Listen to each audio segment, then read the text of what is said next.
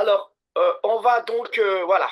Hein, Ah, alors, Mohamed Ali, juste avant que tu partages ton écran, je vais aller, si tu avais la gentillesse de me laisser partager mon écran 2 minutes, puisque je vais parler de la oui. SFTAC. Bon, alors on va commencer. Merci à Inès, Manon, Kautar, oui, bonsoir Kautar, d'être présent en nombre. Aurélie, je vois Omar, merci hein, d'être si présent.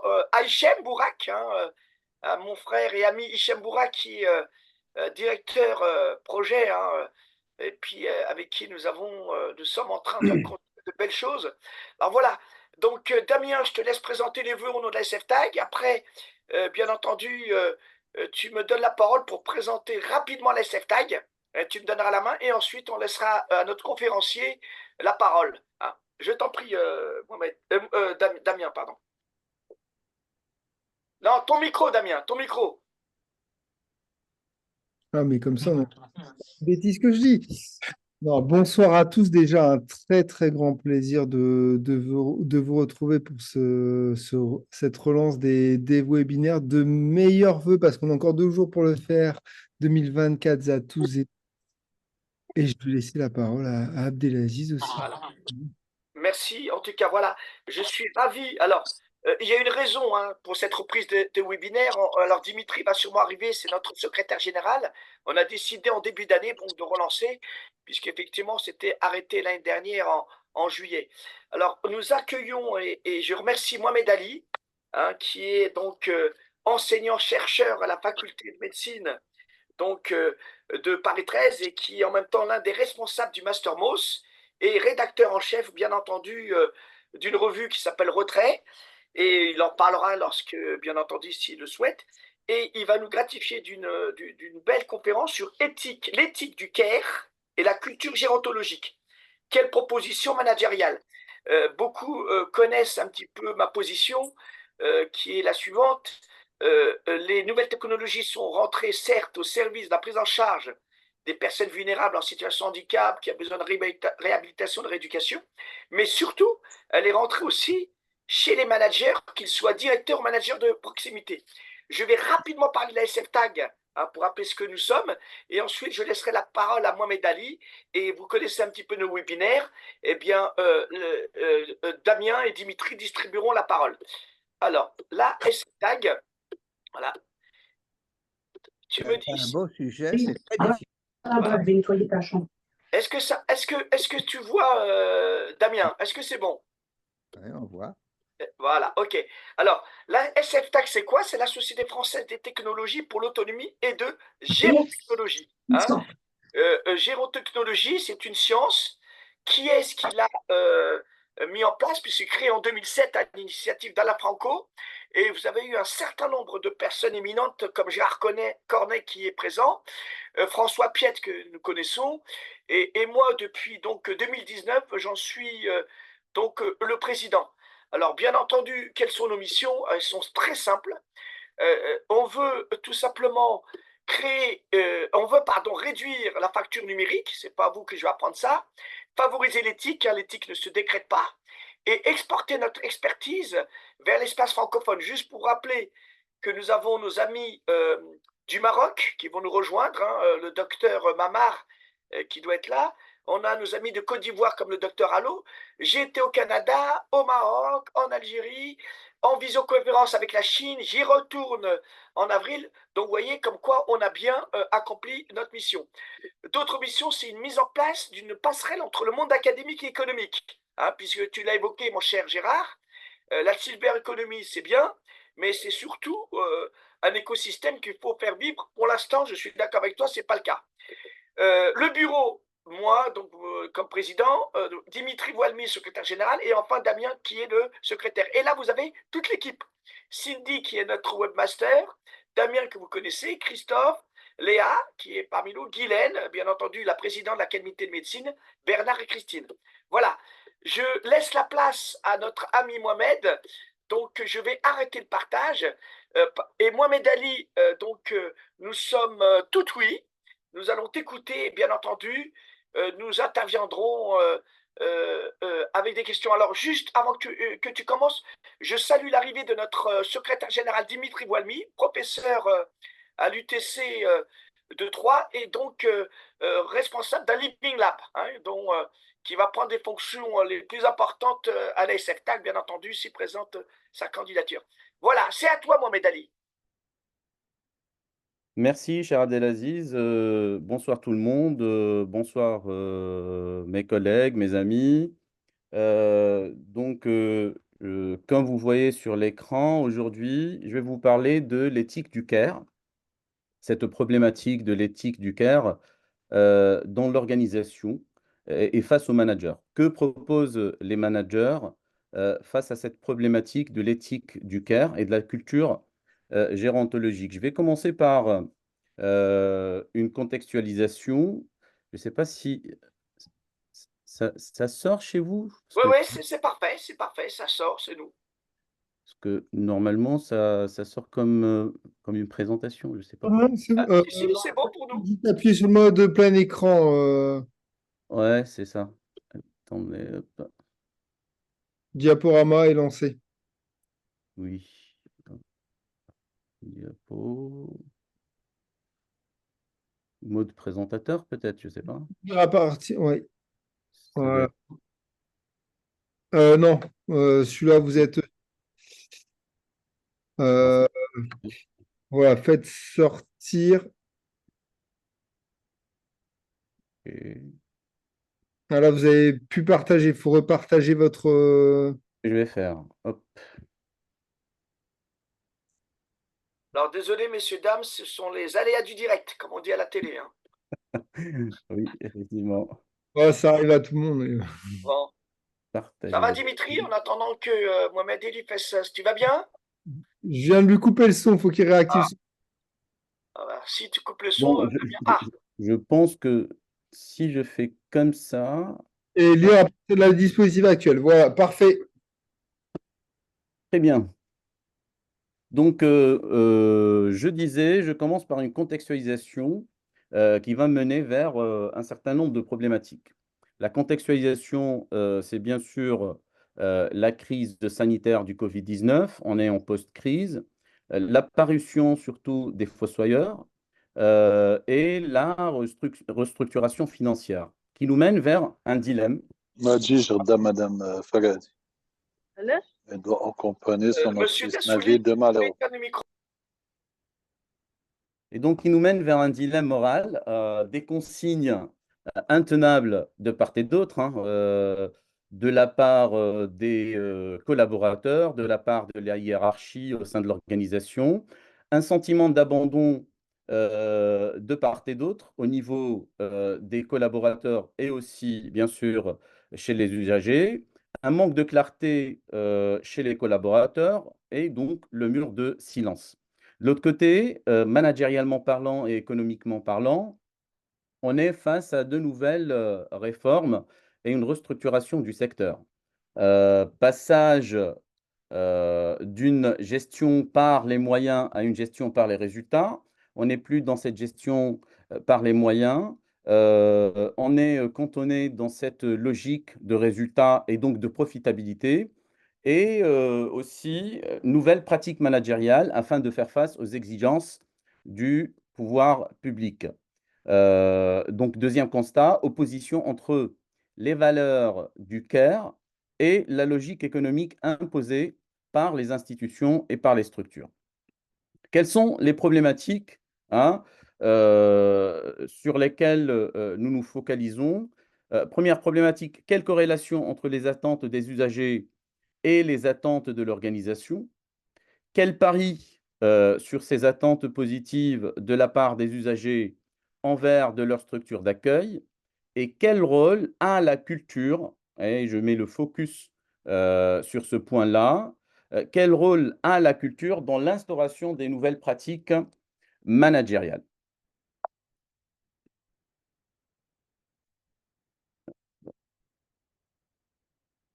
Donc, premier point, le soin dans le prendre soin. Hein, Jean-Philippe Pierron Didier Vino et Elisa Schell en 2020 dans un ouvrage intitulé Le travail du soin, soin du travail, revient sur toutes les dimensions qui sont contenues dans le travail du soin. Ils mettent en lumière que le prendre soin qui consiste à se soucier de l'autre et qui n'apparaît plus dans la comptabilité gestionnaire brille par son absence. Audrey Rivière, Nathalie Coméras et Anne Loubet, en 2019, dans un article intitulé Nouveau management public, tension de rôle et stress professionnel chez les cadres de santé, identifie aussi les NMP comme néfastes dans le quotidien du travail d'un service de soins. Et donc, ces auteurs invitent d'ailleurs les cadres de santé à retravailler la relation aux soins perdue au cours de la managérialisation. Ainsi, en renouant avec Prochain arrêt, Saint-Ouen. bon, en renouant avec les professions de soignants originels, les cadres de santé pourront s'éloigner de celles de gestionnaires. Il y a deux points. Le préalable au prendre soin, c'est la reconnaissance mutuelle entre le soignant et le soigné. Ça, c'est très, très important. Revenir aux travaux de Favetta et Feuillebois de 2011. Et puis, le changement de paradigme qui conduit à changer les perceptions anciennes.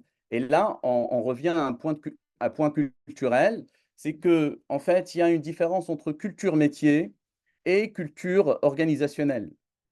Et la culture métier, c'est-à-dire la culture du corps, qui correspondrait à l'expertise de la personne, qui correspondrait au portefeuille euh, au portfolio qualification qu'il a eu tout au long de sa vie de formation n'est pas aujourd'hui suffisante pour répondre aux besoins de l'usager. Et donc, viendra le rôle de la culture organisationnelle pour se positionner hein, et pousser cette culture métier à se transformer.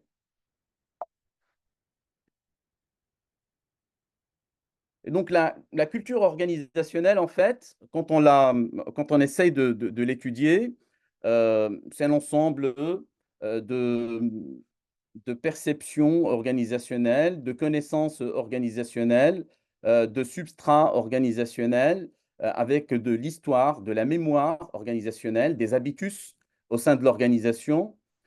Tout cela se concrétise dans de la normalisation, dans des conventions internes, dans du travail collaboratif. Comment on peut concevoir cette culture organisationnelle et quel est ce rôle de la culture organisationnelle? La culture, telle qu'on la conçoit,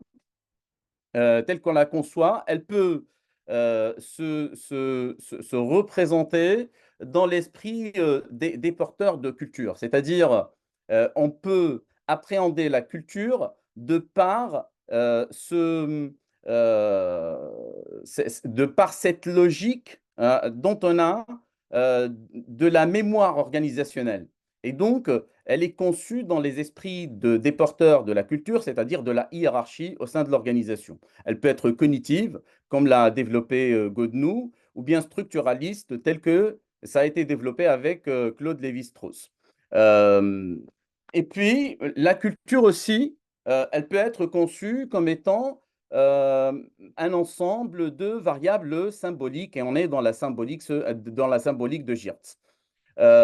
Pourquoi je développe ces trois points? Pour dire que si dans une structure, dans une SMS, on veut conduire le changement, il faudrait se focaliser sur la culture organisationnelle. Ça veut dire qu'il faudrait qu'il y ait un substrat plus élargi que la culture métier ou la culture corps, la culture plutôt, par exemple, si on prend le cas des EHPAD, la culture des infirmiers et infirmières. Donc, c'est une culture métier, c'est une culture qui appartient au corps.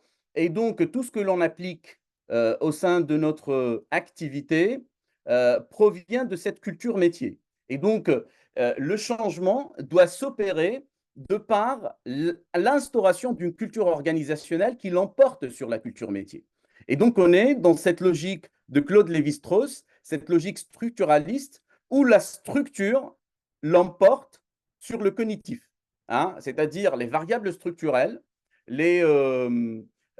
ce qui se développe au sein de l'organisation, qui appartient à l'organisation, il est capitalisé au sein de l'organisation sous forme de référentiel compétences, sous forme d'une sorte de normalisation au sein de l'organisation.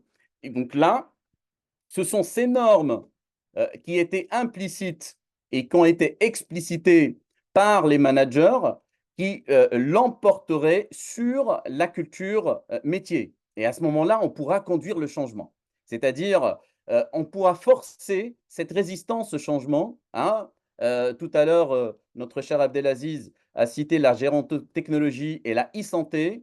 Et les variables de la e-santé, l'impact de la e-santé aujourd'hui dans la silver economy, l'impact de l'intelligence artificielle sur les variables organisationnelles, et ben ces impacts-là ne peuvent pas être bien opérés s'il y a une résistance au changement au sein de l'organisation. La résistance proviendrait essentiellement d'une culture métier. Et donc, il faudrait forcer cette culture métier par une culture organisationnelle, structurelle, hein, qui doit chapeauter toutes les cultures métiers, parce que dans une SMS, on peut avoir plusieurs cultures métiers. Culture des infirmières, culture des médecins, culture… les médecins coordonnateurs, par exemple, ils ont une forte culture métier. Puis culture managériale aussi, parce qu'il y a des administratifs, il y a des managers dans cette organisation. Et donc, si chacun des intervenants, si chacun des collaborateurs au sein de l'organisation va puiser de sa culture métier, il y aura forcément des conflits, tout d'abord stratégiques et des conflits d'intérêts, mais aussi des conflits intra- et interorganisationnels. Donc, la solution, c'est quoi? C'est de laisser la culture organisationnelle guider toutes ces cultures métiers et faciliter le travail collaboratif. Deuxième point sur lequel je mets le focus, c'est la confiance. Hein. On ne peut pas opérer ce type de changement s'il n'y a pas la confiance au sein de l'organisation. Hein. On parle de confiance organisationnelle, on parle de confiance intra-groupale, on parle de confiance entre usagers et agents ou ce qu'on appelle acteurs organisationnels, qu'ils soient acteurs au niveau des soins, qu'ils soient acteurs administratifs ou autres. Donc, confiance intra- et inter-organisationnelle. Comment instaurer cette confiance? Tout d'abord, il faudrait la comprendre, cette confiance. Hein. On ne peut pas agir dans un environnement de méfiance au sein de l'organisation, surtout avec des usagers qui sentent dans une espèce de vulnérabilité. Et donc, il faudrait instaurer cet environnement de confiance ou le restaurer s'il était auparavant instauré. Donc, cet environnement de confiance, pour le mettre en place, il faudrait comprendre ce que c'est que la confiance tout d'abord. Hein, ce que c'est que la confiance, quels sont les constitutifs de la confiance, quels sont les déterminants de la confiance. Comment on peut mettre en place la confiance dans l'organisation. Et donc, selon notre enquête que nous avons menée pendant 2 ans et demi au sein de plusieurs EHPAD, voici les résultats. On est parvenu à identifier des déterminants individuels pour la confiance et des déterminants organisationnels pour la confiance. Les déterminants individuels, c'est-à-dire propres à l'individu, hein, la disposition à faire confiance, et donc comment rendre l'individu, l'usager, hein, disposé à faire confiance. Hein, il faudrait à ce moment-là, mettre en place un environnement organisationnel propice. La compétence, parce que l'usager, s'il va te faire confiance parce que tu es compétent, hein, et donc il faudrait étudier la représentation de la compétence chez l'usager. Et par là, nous avons invité un certain nombre de collaborateurs dans cette enquête de mener des entretiens semi-directifs avec des usagers pour voir leur représentation de la compétence, comment ils voient la compétence du cadre de santé, comment ils voient la compétence de l'aide-soignante, comment ils voient la compétence de l'infirmière, à quoi ils s'attendent, quels sont leurs besoins, parce qu'on doit répondre aux besoins de l'usager. Puis l'intégrité, hein, donc l'intégrité, c'est une variable prépondérante pour la détermination de la confiance et bien sûr la bienveillance, hein. Donc ça, c'est les variables individuelles. Qu'en est-il des variables organisationnelles? C'est-à-dire l'organisation, comment elle va concevoir le système qui va opérationnaliser la confiance. Tout d'abord, les normes, hein, les SOP, les normes organisationnelles. Il faudrait qu'il y ait des normes explicitées, hein, parce qu'il y a le non-dit au sein de l'organisation qui porte confusion. Et donc, il faudrait à chaque fois où il y a une compétence implicite qui émerge au sein de l'organisation et qui donne fruit, qui donne du bénéfice, hein, je parle du bénéfice social, il faudrait l'expliciter, la capitaliser au sein de ce qu'on appelle aujourd'hui le référentiel compétences, la communication, hein, c'est très très important de communiquer, de mettre en place un système communicationnel transparent pour éviter ce qu'on appelle les asymétries d'information. Les asymétries d'information, ça provoque une décision qui n'est pas opportune, hein. Donc, si on cherche l'optimum de la décision, hein, il faudrait qu'il y ait le moindre d'asymétrie d'information. Et pour qu'il y ait asymétrie d'information, il faudrait éviter les bruits d'information. Il faudrait à chaque fois expliciter ce que l'on veut dire. Il faudrait éviter,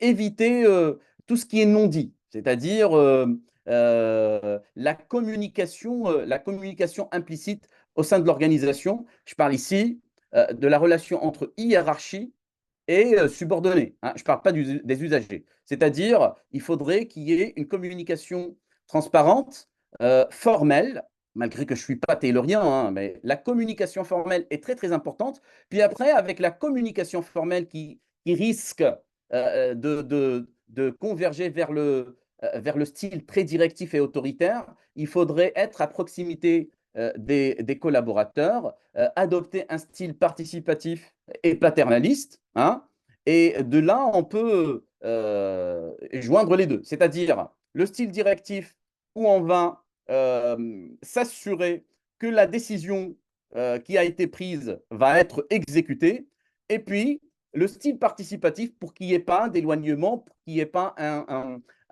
manque d'implication et un manque de motivation de la part des collaborateurs.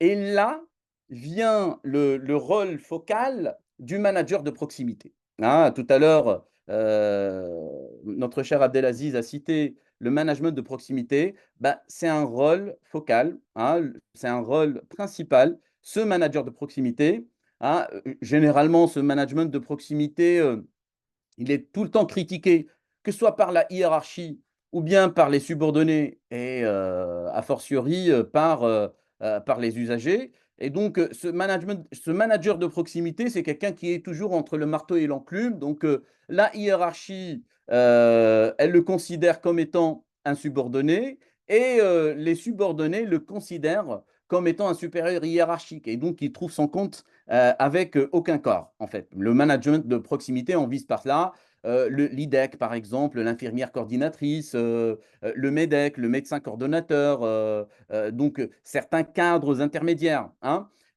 ils ont un rôle prépondérant. Ce n'est pas un rôle de relais d'information, hein, ce n'est pas un simple rôle de relais d'information. Ce qui se passe au sein de plusieurs organisations, c'est un rôle qui dépasse ce relais d'information à un conducteur de changement, un un pilote de changement quand il est question de transformation au sein de l'organisation, d'acceptation du changement, comme par exemple avec la gérontologie, technologie, on adopte les nouvelles technologies de l'information. Et ben, dans la théorie des systèmes d'information, il y a ce qu'on appelle le concept d'acceptation de la technologie, le concept d'adoption de la technologie. Et donc, on ne peut opérer cette nouvelle technologie au sein de l'organisation s'il n'y a pas acceptation, hein, s'il n'y a pas adoption de la part des collaborateurs, ben, il y aura une résistance. Et c'est le rôle prépondérant et focal de ce manager de proximité.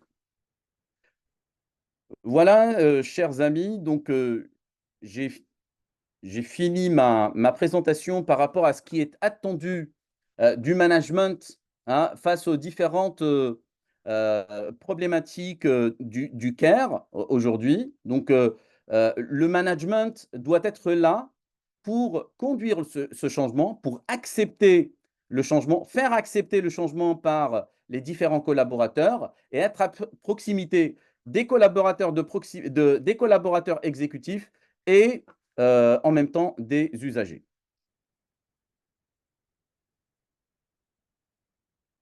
Écoute, Mohamed Ali, merci beaucoup. Et il était important, on est une société savante autour de la géotechnologie, mais il était important, vous m'entendez là? Oui, Oui. il était important de revenir à ce qu'on appelle à des fondamentaux. Donc pourquoi? Certes, il y a la gérontologie, la prise en charge des personnes âgées en grande dépendance, mais vous savez tous que l'arrivée de technologies a modifié notre perception déjà de cette prise en charge, a modifié la prise en charge, a modifié l'organisation. Et moi, je suis très content, Mohamed, que tu aies parlé donc effectivement de ces managers de proximité, de ces managers tout court, et surtout du MEDEC. Alors, j'ai quelques questions avant de laisser Damien distribuer la parole. Ma première, oui, je suis d'accord avec toi, Gérard, hein, c'est une très bonne présentation. Ah oui, pardon, nous allons innover. Nous allons maintenant donner des diplômes et des attestations de participation à la SFTAG. Damien, tu viens avec le tempo de la SFTAG demain, s'il te plaît? Voilà. Donc, je reviens à mes deux questions que je pose à Mohamed Ali. Ma première, tu as parlé donc effectivement de la nécessité que doivent avoir les médecins de manager. Or, ils n'ont pas dans leur cursus un module sur le management.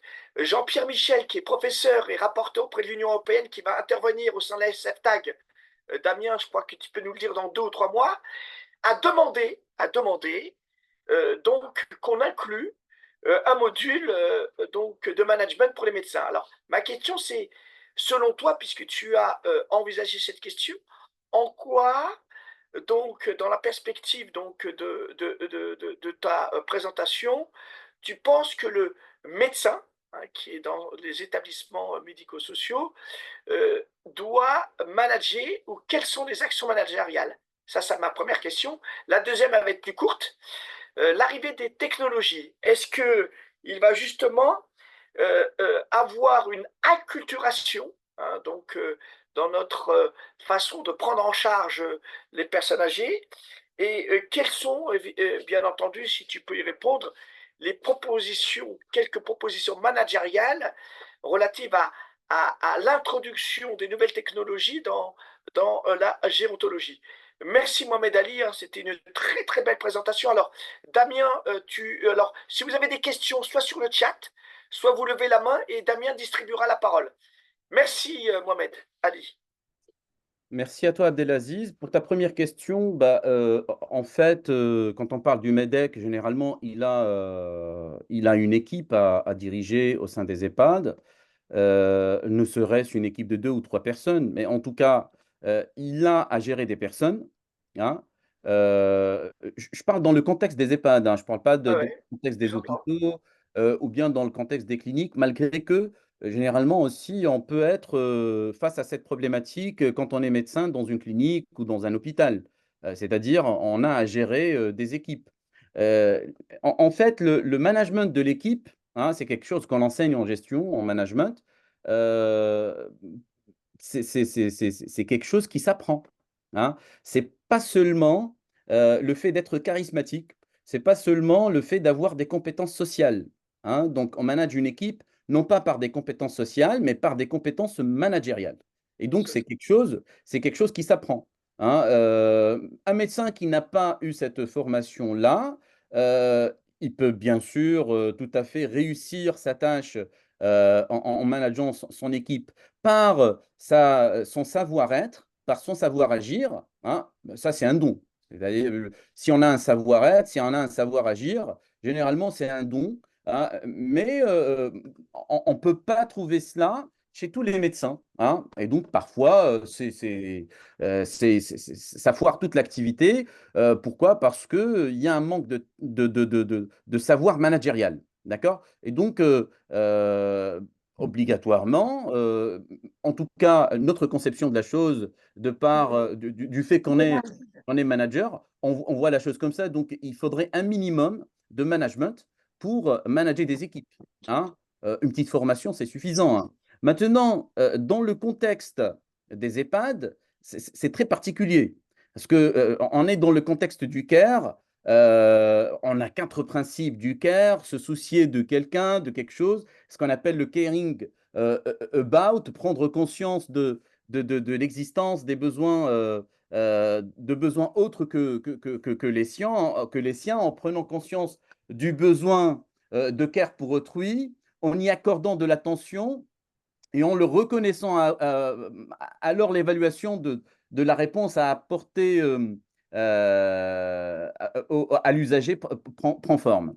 Pour un manager, cette phase pourrait se matérialiser par la reconnaissance dont les soignants en EHPAD ont besoin dans leur travail.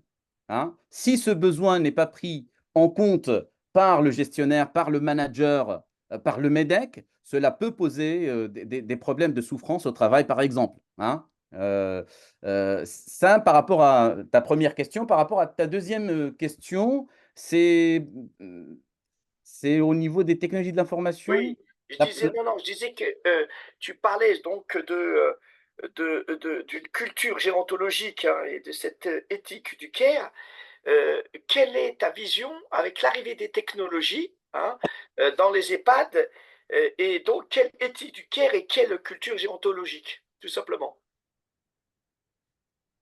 Euh, en fait, avec l'arrivée des nouvelles technologies digitales, surtout dans les EHPAD, il faudrait, comme j'ai dit, de l'appropriation. L'acculturation, telle que tu l'as citée, ne sera facilitée que par l'appropriation de la technologie. C'est-à-dire, euh, ce phénomène d'acculturation, c'est-à-dire accepter la culture de l'autre, accepter d'autres cultures, accepter une nouvelle culture au sein d'une structure, ne peut être facilité que par l'appropriation de la technologie, premièrement. Deuxièmement, par des variables managériales. C'est-à-dire, il faudrait que tout le monde adhère à une culture organisationnelle, comme je l'ai dit tout à l'heure, qui l'emporte sur toutes les cultures. C'est-à-dire, par exemple, parmi les cultures organisationnelles, euh, prendre soin. Hein. Prendre soin, c'est une valeur organisationnelle et donc ça peut faire ça peut faire, comment dire, un point principal d'une culture organisationnelle. Et tout ce qui entre sous l'égide du prendre soin doit être un processus managérial à mettre en place. Hein. Et de là, on peut améliorer la qualité, etc. Et donc, si on n'a pas cette culture de prendre soin, on ne peut pas accepter une technologie qui vise, hein, qui a comme objectif le prendre soin. Et donc, pour accepter cette technologie, il faudrait tout d'abord s'acculturer par rapport à la culture organisationnelle de base, c'est-à-dire accepter cette culture globale de l'entreprise. Et là, c'est le rôle du grand manager, c'est-à-dire le rôle du directeur de la structure, de faire accepter les grandes valeurs et les grands traits de l'organisation. Hein, faire fédérer les membres de son équipe autour des grandes valeurs, autour des grandes croyances de l'organisation. C'est son rôle au manager. Merci beaucoup, Mohamed Ali. Je vais donner la parole à Gérard Cornet et je te laisse, Damien, distribuer la parole. Hein, demande-leur soit par chat ou soit par oralement. Oralement. Je t'en prie, Gérard.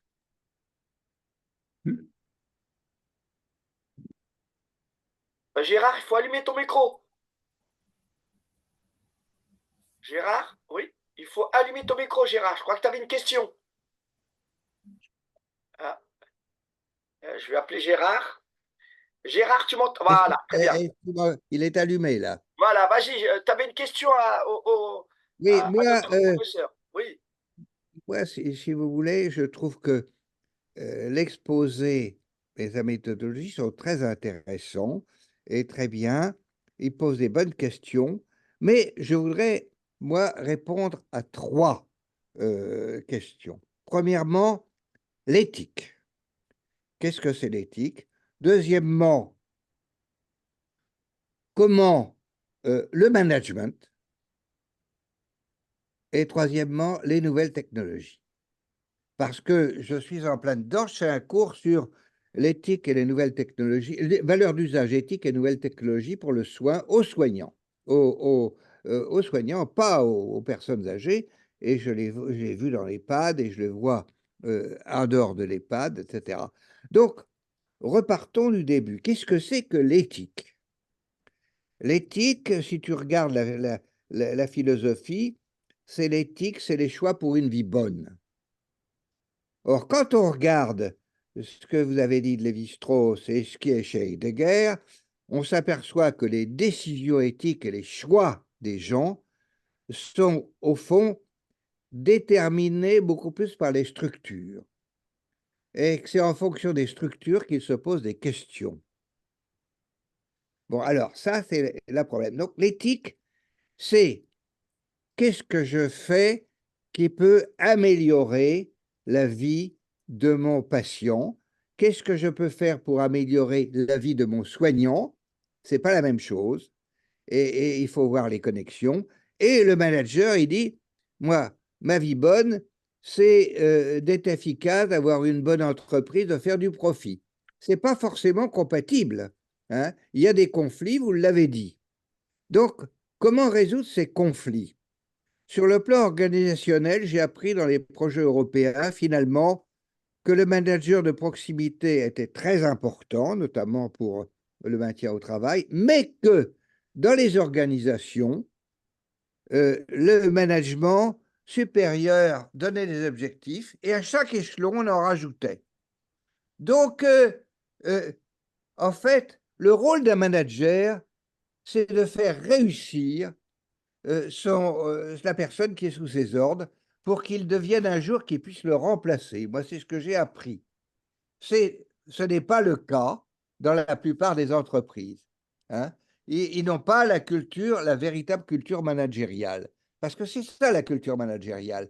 Et qu'est-ce que je fais, moi, pour que mon subordonné travaille le mieux possible, qu'il ait les meilleurs résultats pour que j'en ai aussi et que j'atteigne mes objectifs.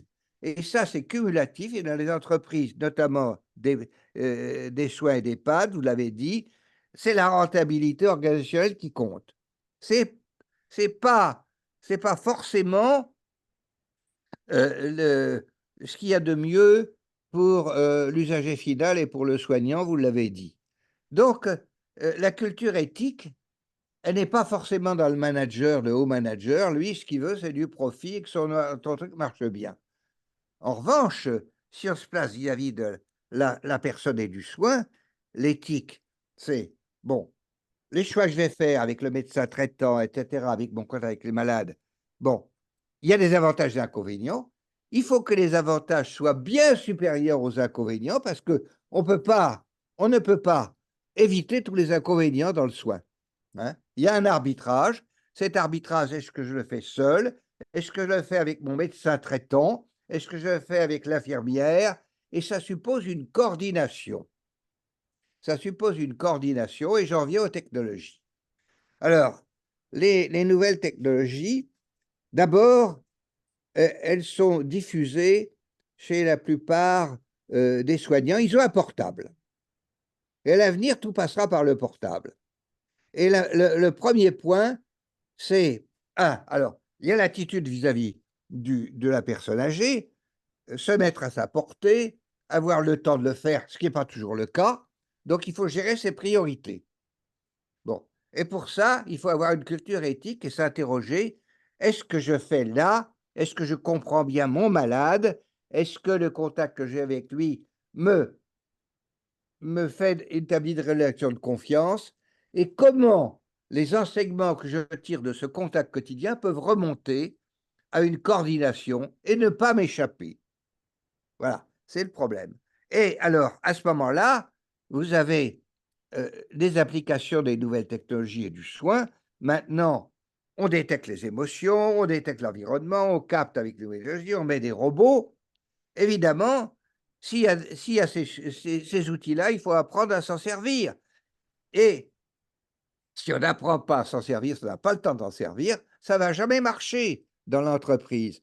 Donc, en fait, c'est toute la culture de l'entreprise qui doit changer avec l'impact des nouvelles technologies, la valeur d'usage des nouvelles technologies, aussi bien pour le soignant, son chef et la personne finale, l'usager final qui doit être accepté. Et ça, c'est un défi permanent parce que les personnes changent avec l'État.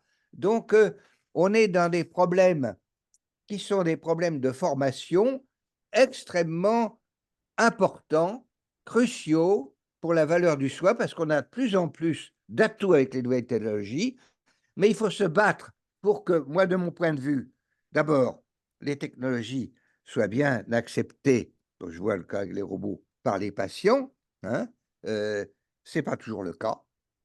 Hein. Ça dépend du plaisir qu'ils en ont, ça présente, mais il y a des tables Tower Tafel qui sont bien acceptées. Hein. Ça dépend de leur capacité mnésique, ça dépend de leur vie. Hein. Si vous avez quelqu'un qu'on empêche, qui a été par exemple boulanger, et qu'on empêche de déambuler dans le couloir à 4 heures du matin et qui ne va pas être rassuré, ben, on se trompe parce que lui, il a besoin de se lever. Voilà. Donc, il faut être très proche des gens, avoir une bonne connaissance de leur vie, de leur état de santé. Et ça, c'est non seulement l'infirmière, mais l'aide-soignant. Et l'aide-soignant, il est très peu impliqué, il est très peu reconnu par le médecin. Hein. Merci beaucoup, mon frère, mon ami. Dans la coordination du soin, il ne fait pas passer forcément les messages ou il les néglige. Donc, il y a un problème de formation là. Il y a un problème d'implication du soignant dans l'organisation, car s'il ne fait pas remonter les besoins et en disant voilà comment on peut améliorer le service, voilà les résultats qu'on peut gagner, c'est à la fois la qualité, c'est à la fois la rentabilité, parce qu'on va économiser du temps. Et si ce n'est pas remonté au management et bien concerté, ça ne marchera pas. Voilà. Et ça, c'est, moi je dis aux soignants, impliquez-vous dans l'emploi des nouvelles technologies, parce que vous avez un rôle essentiel. Et si vous ne nous impliquez pas, d'abord, vous perdrez votre emploi, parce que ça va changer, pas partout, mais ça va changer, parce que on n'a pas assez de personnel dans ces établissements, hein, souvent.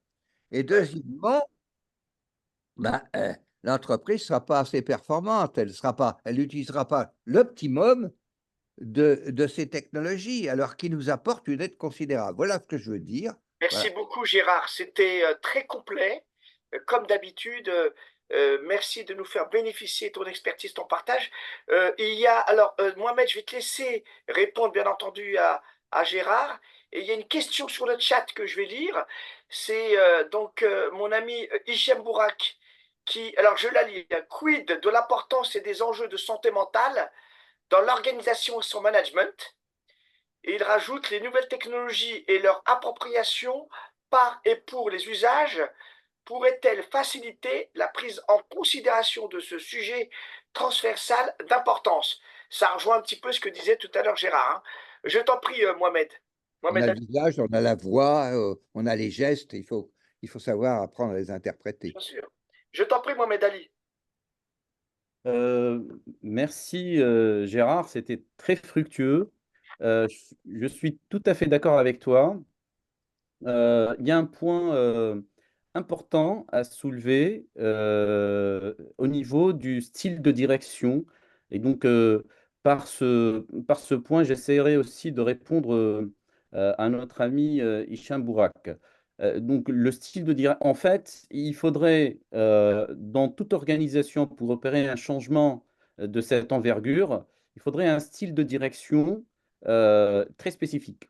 C'est-à-dire un style de direction qui soit très autoritaire ne pourra pas faire l'affaire. Et donc, pour opérer ce type de changement, faire accepter la technologie, accepter qu'on fasse une formation par rapport aux nouvelles technologies, par rapport à la digitalisation, accepter les nouvelles cultures opérationnalisables, bah, il faudrait un style de direction qui va dans le même sens.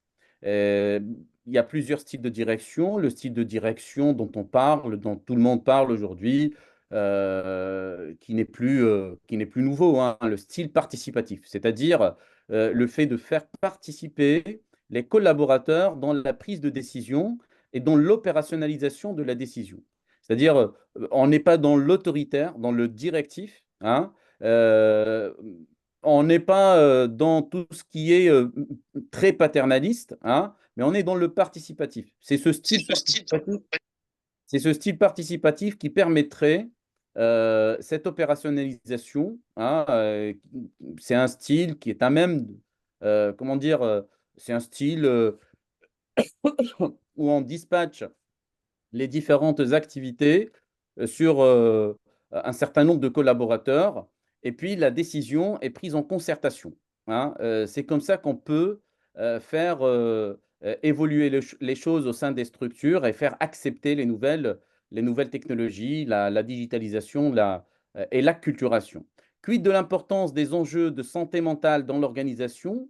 C'est pris en compte, hein. C'est pris en compte. Aujourd'hui, on parle de la QVT, de la qualité de vie au travail. Et donc, la qualité de vie au travail, c'est une partie intégrante aujourd'hui des process managériaux, c'est-à-dire un bon manager, c'est quelqu'un qui prend en compte la qualité de vie au travail au sein de l'organisation pour éviter le stress, le burn-out, etc. Et une des recherches sur lesquelles j'ai travaillé, c'était le stress organisationnel, c'est-à-dire la surcharge du travail, non pas la surcharge individuelle, mais la surcharge organisationnelle, c'est-à-dire l'organisation, elle prend en charge des activités qu'elle ne peut pas gérer dans la globalité, et donc ça surcharge les collaborateurs, hein, manque de moyens, ça surcharge les collaborateurs, et ça crée ce qu'on appelle le stress organisationnel. Donc, c'est ce qu'on appelle l'organisation stressée. Et cette organisation stressée, en fait, c'est la cause même c'est une des causes du stress individuel et du burn-out. Et donc, avec un manager participatif, avec un management participatif, je pense que cette variable d'organisation stressée va être atténuée, et il y aura un impact sûrement positif sur la qualité de vie au travail des collaborateurs. Si tu me permets, Mohamed, je vais, euh, je vais renchérir. J'ai eu, en tant que directeur d'établissement, on a fait venir le chariot télémédecine. D'accord? J'avais proposé une formation de tous les collaborateurs, et tout le monde, hein, du manager de proximité à l'aide-soignant. Et tu as raison de parler d'épuisement professionnel, de stress, pardon, de stress. C'est que mon IDEC est venue un soir, elle était totalement stressée avant d'aller en formation, et elle me dit, Monsieur Djellal, je n'irai pas en formation pour l'utilisation de chariot télémédecine. Je lui demande pourquoi, elle me dit, et elle était en état de stress, hein, et elle me dit qu'elle ne veut pas aller en formation avec les autres collaborateurs qui étaient ses subordonnés, puisqu'elle se trouvait en situation de stress du fait que comme elle n'était pas pro-technologique, elle n'avait pas, je dirais, cette compétence selon elle et qu'elle se sentirait délégitimée devant les jeunes aides-soignantes et les jeunes infirmiers, donc ses collaboratrices subordonnées, parce qu'elle n'était pas au niveau, je dirais, des compétences numériques qu'avaient les autres. Et ça lui avait généré un stress tel qu'elle refusait d'aller en formation. J'ai donc, et tu as raison de parler de management participatif, j'ai trouvé la solution en lui proposant d'aller en formation, mais avec ses pairs, les autres managers de proximité, infirmières coordinatrices comme elle.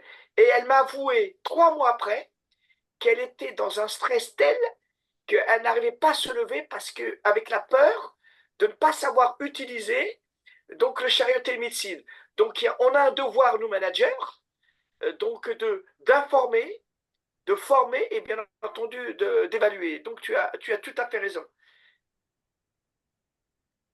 Je Merci à vois vous. qu'on a... Oui, je t'en prie.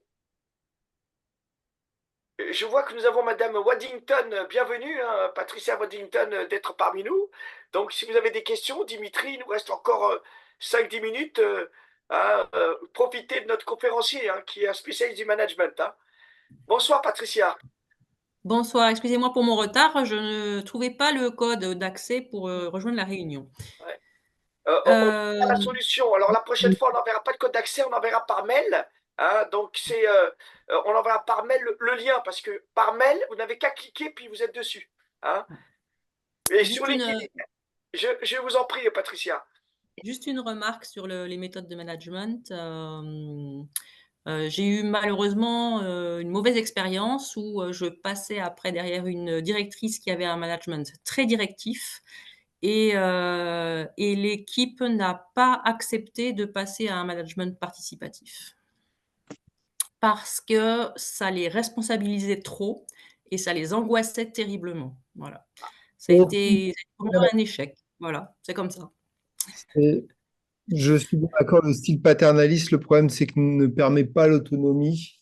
Et pour être sur un poste actuel où il y a eu un style où justement j'ai eu le contraire, ils étaient trop en laissé aller, ils n'avaient pas un manque de cadre et une structure également où j'étais comme vous, où ils avaient l'habitude de que exécuter. Ils me font dit, mais ma soeur me disait, je ne sais pas si je fais bien, je ne sais pas si je fais mal. Je dis, mais écoutez, si je vous dis rien, c'est que ça va en fait. Vous connaissez votre boulot, il n'a pas changé entre moi et ma prédécessrice. Donc si je vous dis rien, c'est que ça va. Et ensuite, derrière, il faut aussi voir la personne que vous avez. Si c'est une personne qui a toujours besoin d'être valorisée, un style justement participatif et qui tend vers l'autonomie, vous aurez moins ce retour, je dirais, de contrôle, entre guillemets, en disant, ah, vous avez fait ça, c'est bien. En fait, là, vous dites même pas vous avez fait ça, c'est bien, parce qu'en fait, vous la laissez en autonomie. Mais ce participatif, cette autonomisation, c'est très compliqué. Qui a l'opposé de l'anatomie, 1 an et demi à soit un style différent. Si je peux intervenir, hein. En fait, on ne peut jamais passer d'un style autoritaire directif à un style participatif. C'est impossible. Et Absolument. ça, c'est ce qu'on appelle la conduite du changement dont j'ai parlé tout à l'heure. Donc, ça passe par plusieurs étapes. On peut, par exemple, commencer par le style délégatif. On peut tout d'abord commencer par le style autoritaire, du style autoritaire despotique, au style autoritaire paternaliste, au style délégatif, au style participatif. C'est-à-dire, généralement, le leadership participatif viendra à partir d'un certain nombre de changements au sein de l'organisation. Mais si on veut tout d'un coup changer d'un style autoritaire, ce qu'on appelle l'autoritaire despotique, à un style participatif, oui, ce sera la catastrophe organisationnelle avec des conflits avec des conflits groupaux, et c'est pas gérable du tout. Exactement. Je tiens à remercier la présence de tous et je vois que Wadi Lemfedel vient nous rejoindre. Alors, Mohamed Ali, Wadi est infirmier spécialisé justement dans les nouvelles technologies. Hein. C'est un ami hein, et quelqu'un que je suis hein, dans ses travaux. Et dans ce travail de manager de proximité, moi je pense que c'est la courroie de transmission entre le manager, directeur d'établissement et bien entendu les personnes de terrain. Donc, merci à tous d'avoir été ici présents. On a atteint un pic de 25 participants. Donc, Mohamed Ali, félicitations. Hein, on dit qu'un webinaire avec plus de 20 participants, c'est un webinaire réussi.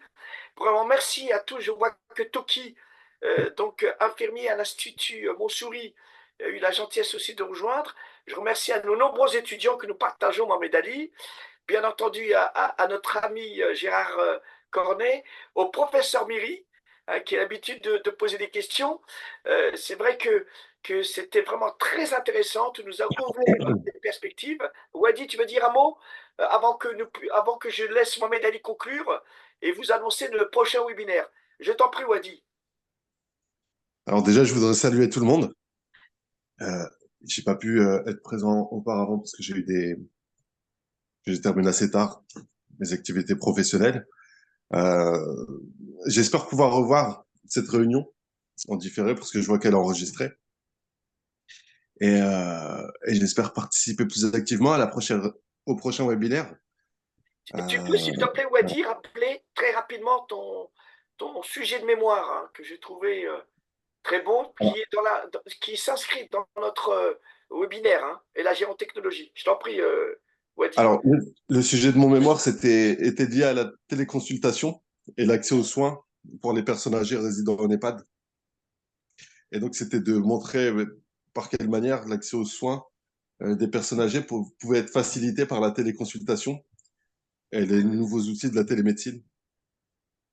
Et Wadi, je t'annonce déjà, tu vas être contacté par Damien, Dimitri et moi, respectivement de Dimitri, secrétaire général, et Damien, trésorier, pour que tu nous fasses une petite présentation là-dessus, hein, puisque voilà, nous sommes demandeurs, bien entendu, sur ça.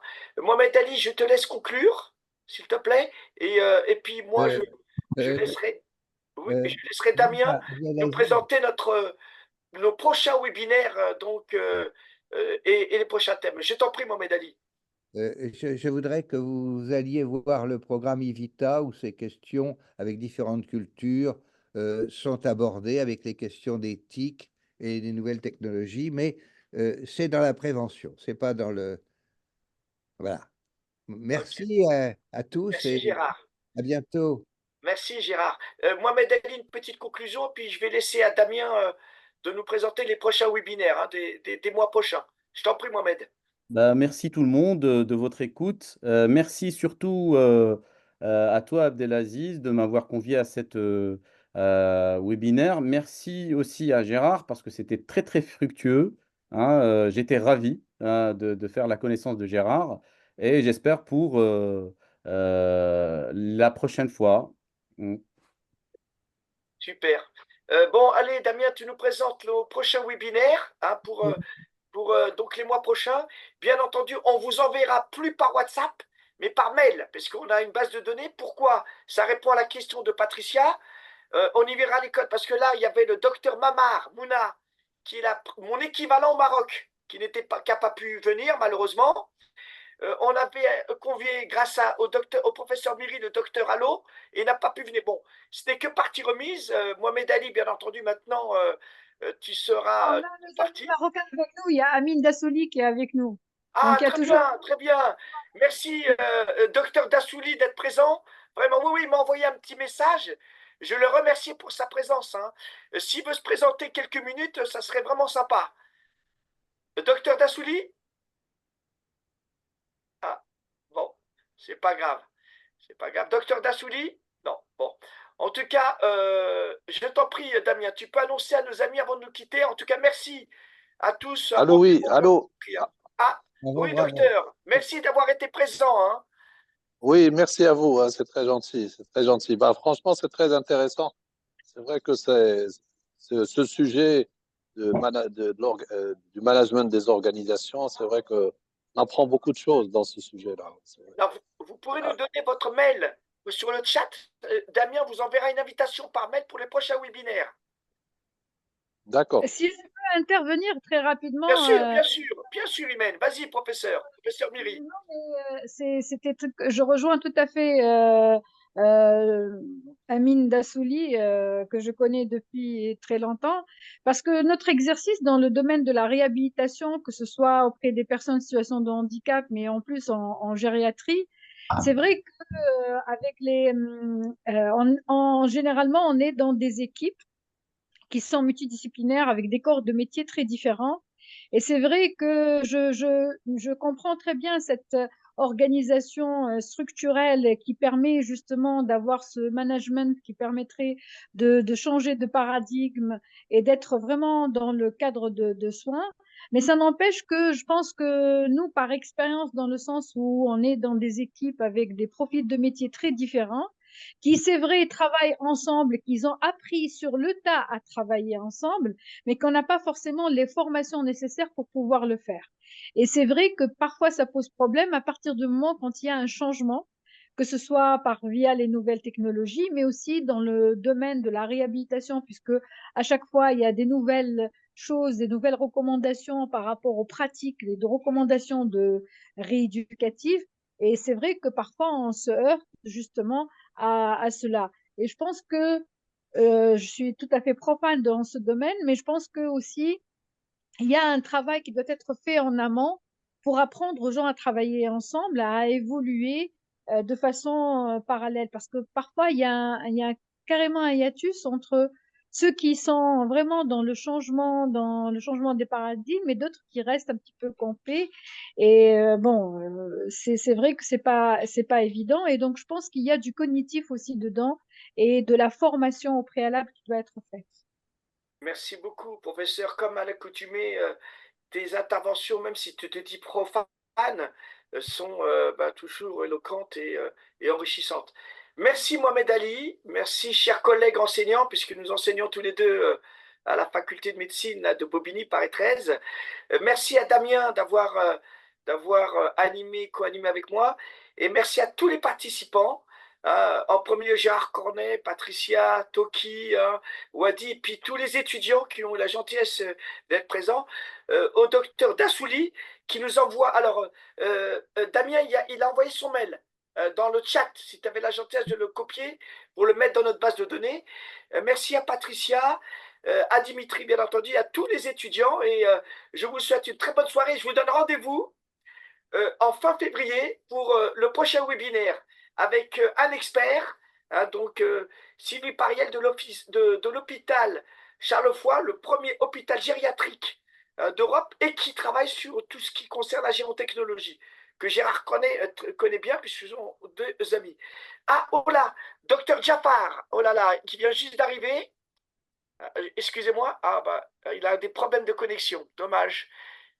C'est un ami à toi, professeur Miri, docteur Jafar? Alors, c'est un ami à moi, c'est un collègue. Oui.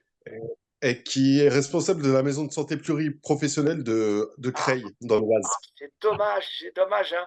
Bah écoute, tu lui présenteras nos excuses parce qu'on va terminer. Mais Wadi, tu lui diras qu'on l'invitera en guest star le mois prochain. D'accord? Okay, avec grand plaisir. Je lui transmettrai le message. Super. Allez, bonne soirée à tous et merci pour votre présence. Alors, c'est enregistré, vous le verrez sur LinkedIn, hein, d'accord? Et puis on enverra le diplôme à Mohamed Ali, donc de participant conférencier, avec le saut de SF Tag. Allez, au revoir, professeur Miri, au revoir, Patricia, au revoir, Damien. Bonne soirée. Et merci. Hein.